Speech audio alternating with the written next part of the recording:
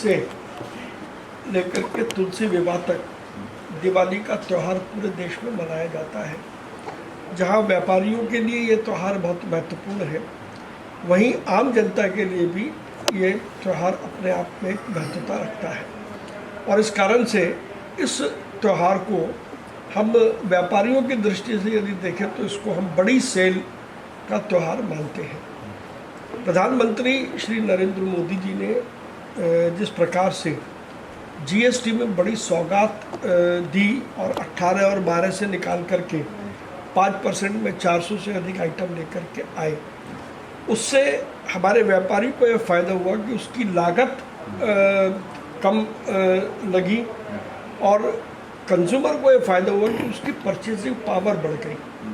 और purchasing power बढ़ने से कंजम्पशन बढ़ती है और कंजम्पशन बढ़ने से प्रोडक्शन बढ़ती है और प्रोडक्शन के साथ जो कारीगर काम करते हैं उनको बड़ा रोज़गार मिलता है। दूसरी ओर प्रधानमंत्री जी ने स्वदेशी का आह्वान किया।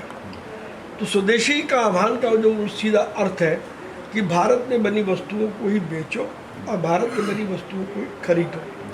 तो हमारे देश भर के व्यापारियों ने ये संकल्प लिया कि वो भारत में बनी वस्तुओं को ही बेचेंगे। और पिछले नवरात्रि के त्यौहार में जो ट्रेंड हमने देखा है, अब कंज्यूमर के भी परचेजिंग बिहेवियर में एक बड़ा बुनियादी चेंज आया है और वो भी अब स्वदेशी सामान मांगता है। तो कुल मिलाकर के जो हमने सर्वे किया और जो फीडबैक हमारे पास में आया, इस साल उम्मीद ये की जाती है कि दिवाली के इस त्योहारी अवसर पर लगभग 4,75,000 करोड़ रुपए का कारोबार होने की संभावना है। इसके अलावा बड़ी संख्या में देश में इवेंट होते हैं, कहीं दिवाली मेला होता है, कहीं दिवाली मिलन समारोह होते हैं, उनसे हमारे सर्विस सेक्टर को भी बड़ा बूम मिलेगा।